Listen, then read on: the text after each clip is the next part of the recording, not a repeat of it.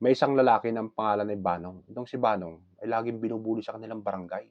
Isang araw, umiiyak si Banong na naglalakad. Nasalubong niya ngayon yung kumpare niya ng pangalan na Eduardo. Ba't umiiyak ka na naman paring Banong? Ano ba nangyari na naman sa'yo? Paring Eduardo, lagi na lang nila akong binubuli. Sawang-sawa na ako. Huwag kang mag-alala paring Banong at tutulungan kita. Mabuti pa, puntahan mo si Mang Pidok. Ito yung address niya. Oh. Tuturuan ka nun kung paano maging matapang. Agad na pinuntahan ni Banong yung address. Pagdating niya ron sa address, sa gate, tumatawag siya ngayon. Mang Pido! Mang Pido!